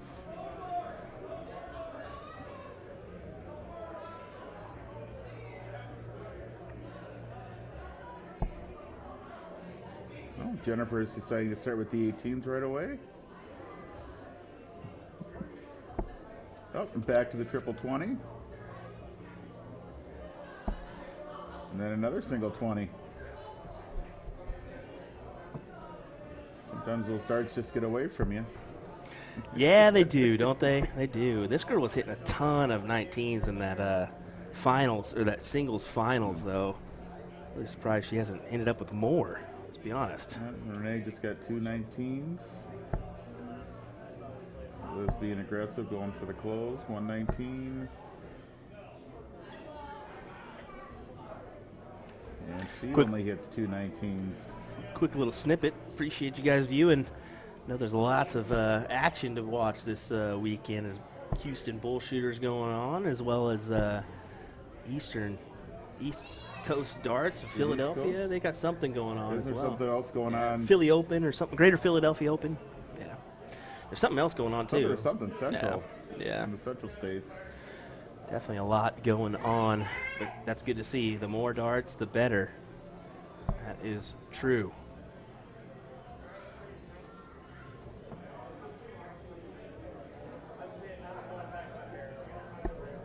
Give all of us people in the up north something to do as we wait for the lakes to freeze over a little bit more before the ice fishing can begin.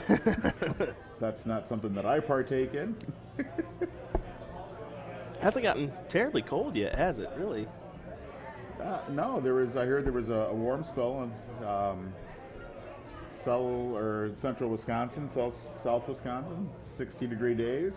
Woo! Melted a lot of snow, and as I was driving here, I saw a lot of open water. So Yeah, there you go. I actually kind of lucked out. I was wondering if I was going to be able to make the trek up here from Kansas to Wisconsin with being this time of year. We lucked out. We lucked out. And on the way home, maybe a different story, but we'll see. We'll see. Brenda puts in 3 17s. See Liz and Jennifer kind of having a chat there. They're wanting to aim to try to win this bad boy now rather than go to a decider. She's being aggressive, trying to go for that close. Missed the first one. Probably a point on the next one. Yeah. I think it's a good idea, especially a triple by Renee here. Gives them the point lead, and then 2 singles.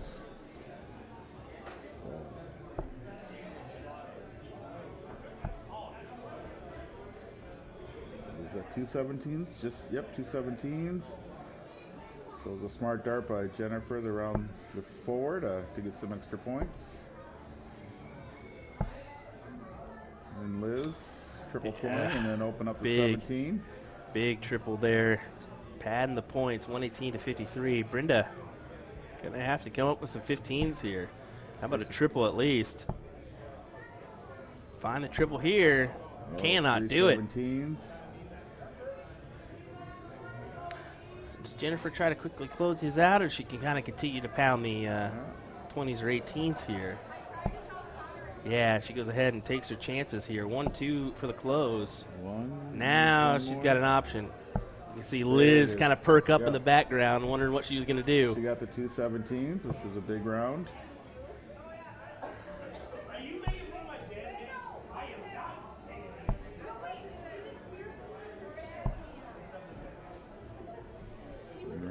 Renee with 3 16s.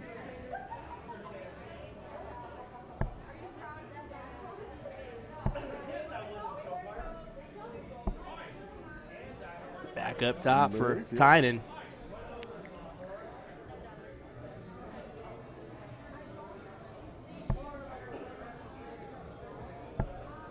Oh, difficult darts. The opposite side of where she wanted it.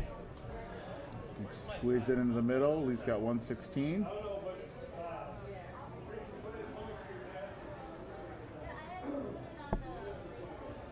Big triple there to close. Now does she point with her last 2? I think it's a smart option, possibly to go ahead and point with the 20s. But you're up by 15. You're looking at them trying to hit a 4 mark. Yep, but you know the game, sir. Hey, why not? Why not? Give it a go. I think with those 2 marks, I mean, that could quickly turn. Oh, it was a 6 mark. Ooh. Let's say that could quickly turn in the favor of Brenda and Renee if she wouldn't have went that route. Yep. Think about it, 1 big triple and then some possible closures. A lot of pressure off of Liz now. Even though I don't know if she feels pressure anymore. She's such a solid shot. Yeah, she's been in the game forever, too. It makes you wonder. I don't think she's happy with that one. I think that was only 2. It was only 2.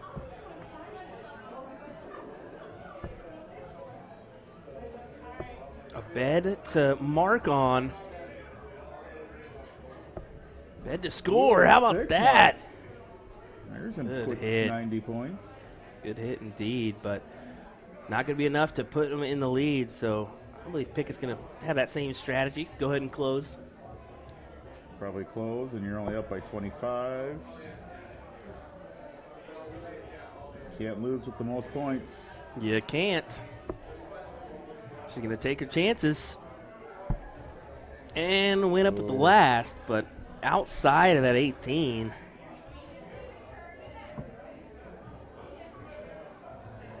I think all bulls here, if you're Renee, even if you hit a 4 mark, I think you got to go bulls again. Oh, she got 3? Oh, just got 2. But those are 2 big darts. 1, 2. Oh, short arms last. Oh. Not So able to convert. Brenda now. It very much could be. Hits a double here. She can win the match. Oh.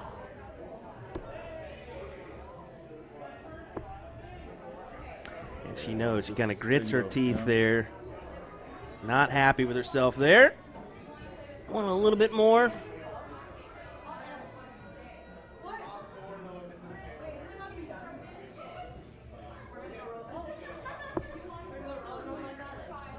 Oh, that's 1/16 of an inch, the hard part. Ooh. She's telling her 20s. 20s, She's telling her having to go 20s. points. Yep. She knows.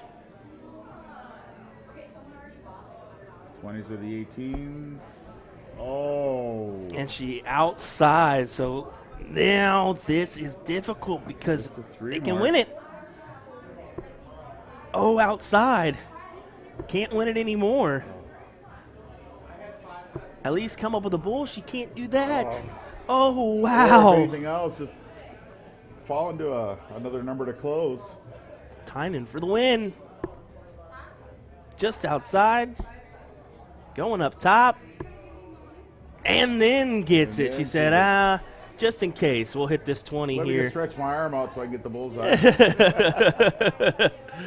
There it is. Well, kudos to your champions, Liz Tynan and Jennifer Pickett, right there.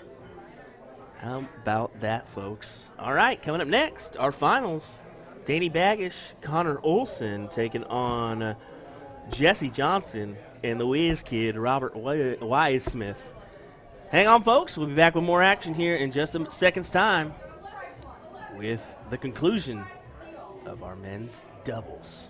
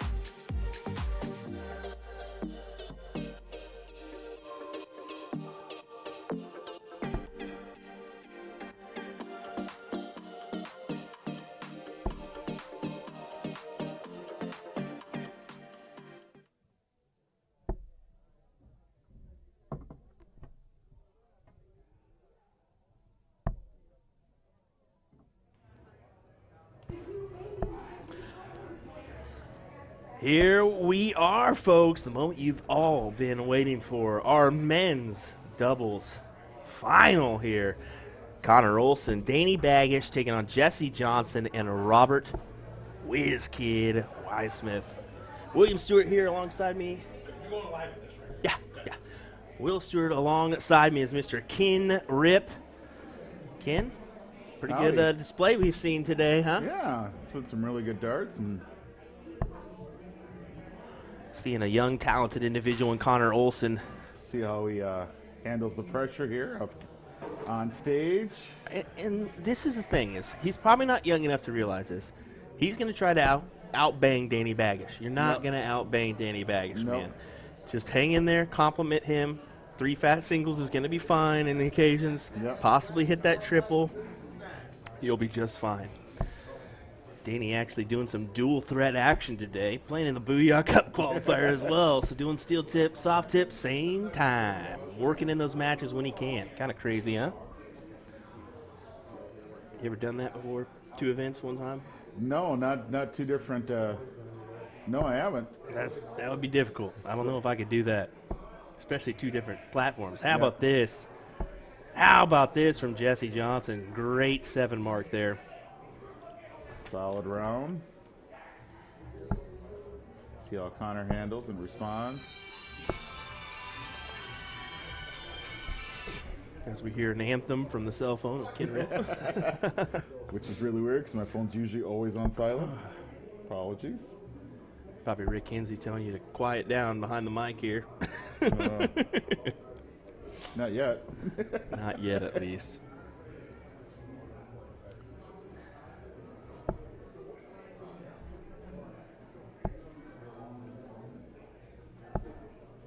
Danny's throw has always got me. He's always got me. Just that elongated, like back through that. It just kind of, he holds it there for just a second. Can never get past it. I'm like, just release it. just release it. Final mental calculations. But that's his throw. It's just the way he's done things for a while now. Jesse with a solid 5 there, doing just enough to keep them in front.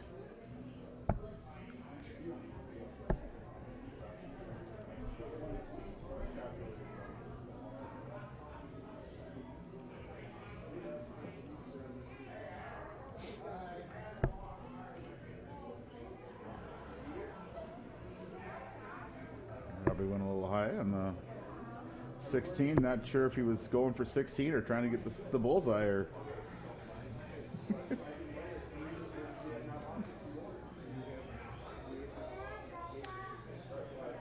Danny taking just a second, almost scaring me to the point of I thought my camera was frozen there for a second.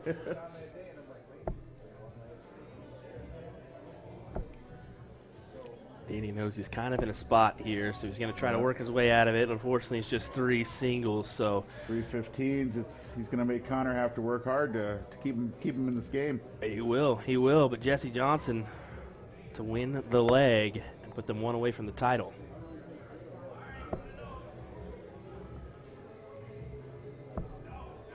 Three solid 15s. The Booyah way.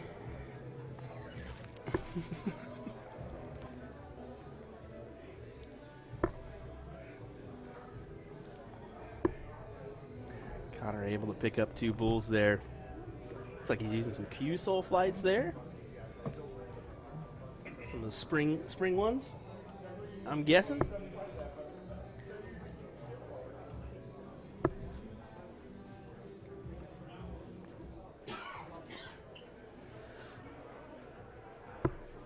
Oh, Robbie's having a hard time beginning a finisher. Looks like that Mortal Kombat finish just wasn't intact that go around.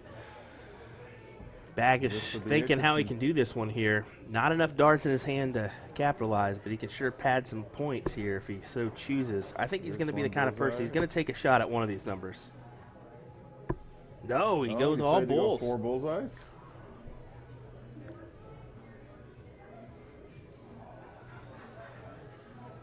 It's probably the smartest move, honestly. It'll be interesting to see what Jesse does. How does Jesse feel about Connor's ability to? If I'm Jesse, I'd take out the bull. I take out the bullseye if I'm Jesse as well. No. Yep, there it There's goes, the right there. bullseye, and You're forcing a pressure shot from Connor is what you're doing, and Yep. that's the individual. No offense, that's the individual you need to do it to. Yep.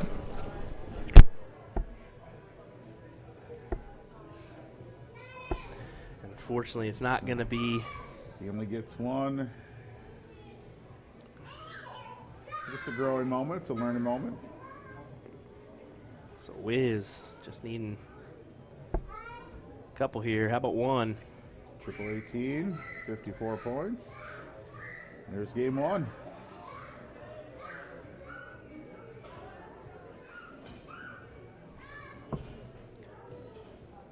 Danny stepping up for the bull.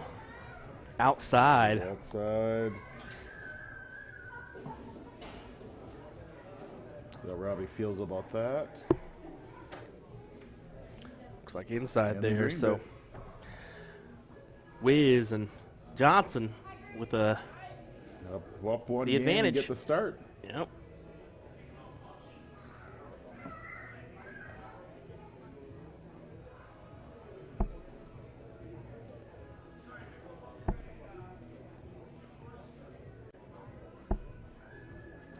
Only two. And Singles. this guy coming up behind you is a scary two.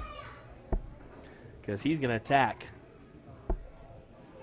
An attack he does. Staying right there. Just a 5 mark. He's a little disappointed by that.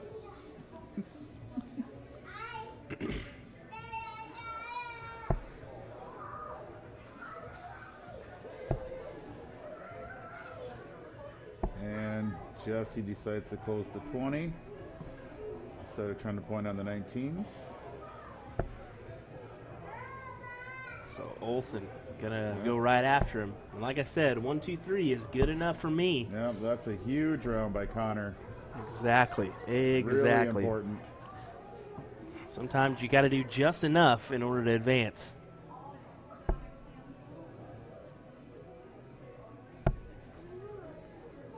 Uh-oh. Yeah, trip 3 there. I think Robbie felt the importance of that. So now you have to decide. And I think that's probably the smartest thing instead of letting have Danny just a free run at a number. Just make him Indeed. earn it a little bit more. And there's that Apologies trip if you 18. can hear the playground behind us. Some kiddos having some fun outside of our curtain here, so Danny with another 5 mark, staying solid there.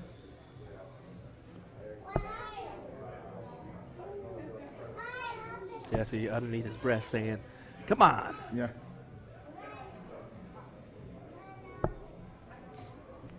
And just a single 17.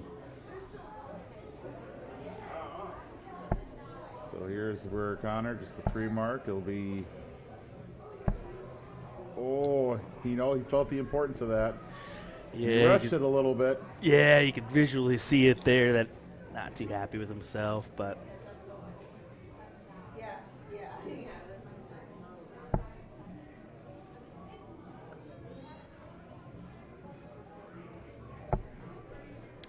gonna be tough to work around those here. Stepping all the way over, only grabs 3.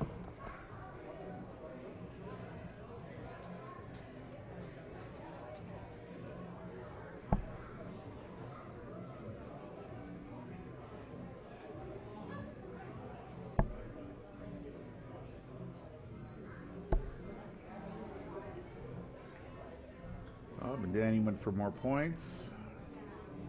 I think that's a smart play. Try to keep those darts out of Jesse's hands, force him where he goes.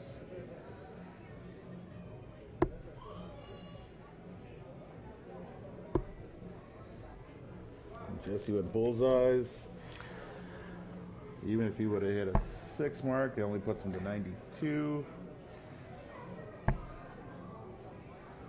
Yeah, Connor Darts by Connor. And taking a step back, asking Danny, giving a little advice there. He says, settle down, kiddo. Settle down.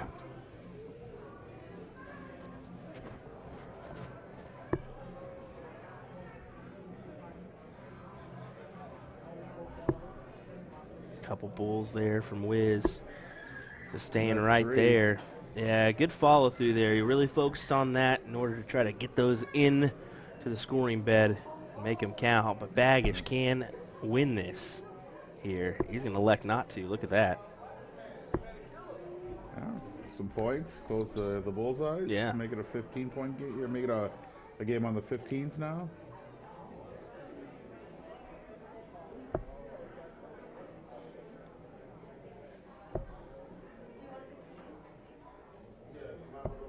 Looks like Jesse's leaning a little bit more forward than he normally does when he's relaxed.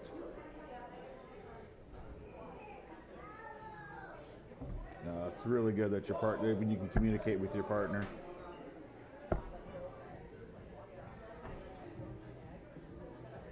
Yeah, once again, taking a glance back there, making sure he's going at the right target here. And Danny's got good awareness of where the score's at and what they need and how to extend this game out a little bit more so they have a better chance of winning. They put it just out of reach of a win here for Robbie and Jesse, so doing exactly what they needed to do in order to have this guy come up for the win here. Just needing the 2 15s. 1-2. Unlucky. Uh-oh. See if he can recover from this. Oh, yeah, certainly. Oh, good recovery by Danny Baggish. You know what was funny is yesterday I had him in the king seat, and this dude looks at me and goes, 64, how do you want me to take it out? I said 32, 32. He said, or just bull 14. He hits it, he goes, bull 14. I said, wow, why even ask? Why even ask? He goes, smart shots, bud. Yeah. Smart shots, bud. All right, Danny with the red bit. So the diddle of an important third game. Oh, and Robbie not in the red bit. So Danny and Connor get to lead off. 1-1. All the way down to the finals. The decider. Oh, look at Mom back there, encouraging her son. Oh, you can tell she's back there just as nervous as she was actually playing in the event. Mom's actually a decent shot as well. Yep. Mom and Dad, Ryan and Got some good pedigree coming. yes, and indeed. Danny I mean, with that whole family Yes. is really darts orientated. Scott Kirshner, of course, the Panda. Oh, I've heard of him. Yeah, 2015 PDC World Championship participant. No big deal.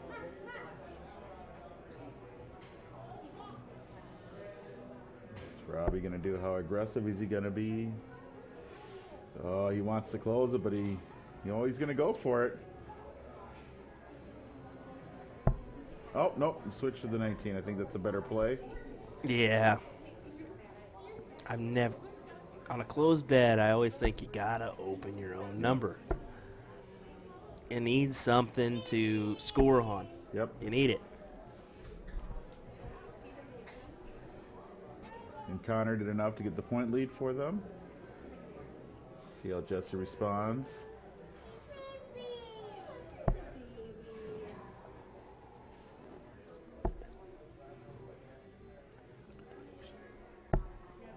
Oh, Jesse with a solid round. 6 mark for Jesse, points and a close. There's a big triple. Looking to capitalize. Needs another. Shakes it off. 5 mark. 36 scored.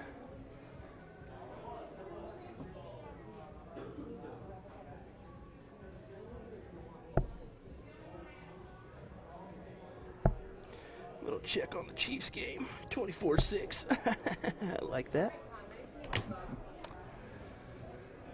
Some big Robbie NFL has some matches more this points. weekend.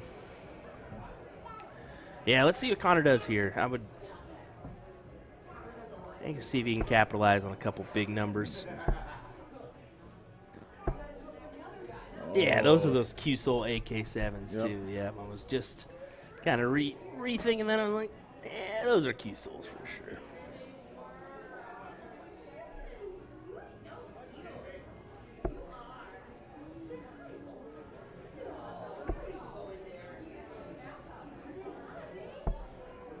Big round by Jesse. Solid 3 mark.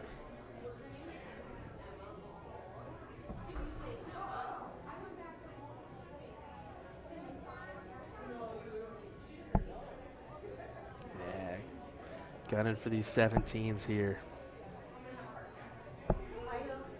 Not able to convert on the last. I knew those were going to be tough to work around. I was surprised he didn't move to left or right there. Left and to go right over the top. I know I changed babies. Oh, that's a good move. Keep adding pressure on.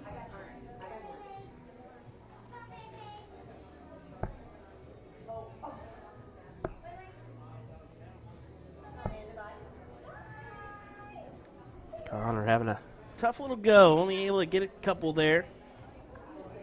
He's got to hang his head high, though. No, he's got to this point. Not every time is it going to be a finals win for you, you know? Can't always hit a home run.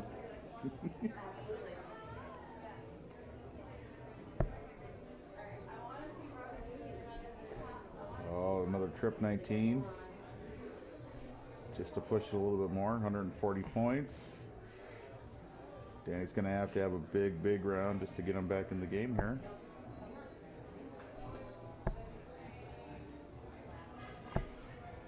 Oh, switch numbers.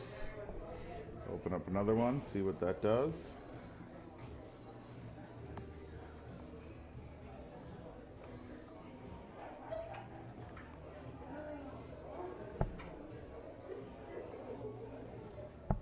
So Robbie got the close. What do you do here, Robbie? You're up by 107. Who's coming behind you? Yeah. That's the question.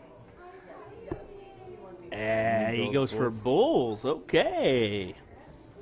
I think he's eyeballing that he knows Danny's probably going to come back for the Bulls right away. Danny's such a good bull hitter, he'd rather shoot at the Bulls than the 15s or 16s because it's worth more points. Yep. You know. I would agree. Oh, Connor, you got to tie your shoe. That's probably why you missed. I've been telling him all weekend. You going to tie that shoe, or are you just going to look down at it every time? He's going to keep skating it around with yourself. Alrighty, so Jesse's got winning darts in his hand. Not anymore. Now you just got a job as close to 16. Three solid darts. Yeah, 1, 2, 3, all that's needed there.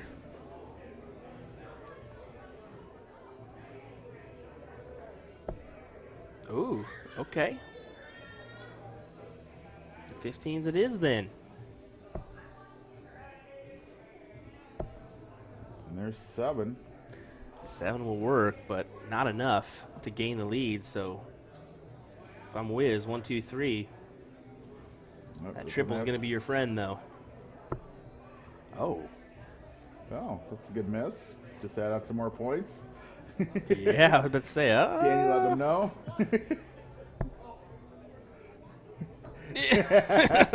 And Robbie responded by, well, Danny's like, you're come gonna let me on, know. man. I'll make sure that you know that it's open. He's not happy. He said, you got to take a shot there.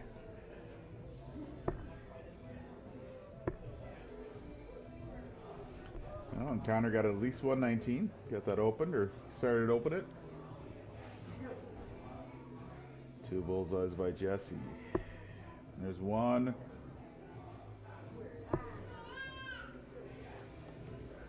That's probably what he needed. He needed it zoomed in so he could see it That's what he better. needed. He needed the zoom in job so he could be all right.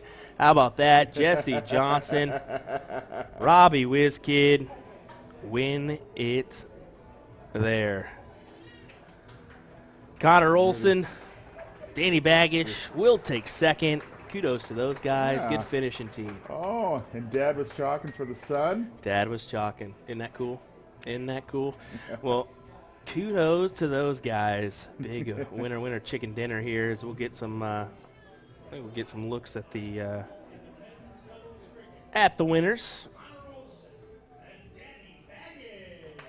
As we hear a call out from Petersen, giving these guys a little congratulations. Good stuff indeed. But this is going to do it for us for right now. We may come back later for a little luck of the draw action, but that's not going to be till 7 o'clock, so we got a little bit of time before we get underway. So in the meantime, we'll bid you adieu. Thanks for joining us for our coverage of the men's and women's singles and doubles action today. We definitely appreciate that. Thanks for joining us for our weekend coverage of the Emmys Midwest Get Down. Let's take a quick snippet of those guys before we head on out. And the big smiles. Stream, yeah, definitely. Good on those guys. Aww, so cute. Good stuff. Alrighty, guys, take care. We'll see you next time. We'll bid you adieu. We'll end with Danny and Connor come up here for a picture as well. Take care, guys. From Will Stuart, Ken Rip. Hey, It's been a pleasure pleasure. having you on. Yeah, let me join and yeah, it was fun. get my, I enjoyed it. My dulcet tones out there. I certainly enjoyed it. So thank you very much. There's your second place finishers. All right, it looks like Connor's gonna have to pay rent now. Yep, indeed. He's got to pay me some rent. All righty, guys. Take care. We'll see you next time on USA Darts coverage. Well, thanks again. Possibly tonight. If not, the Vegas Open. We'll give you that flyer right now. Take care, folks. See you next time.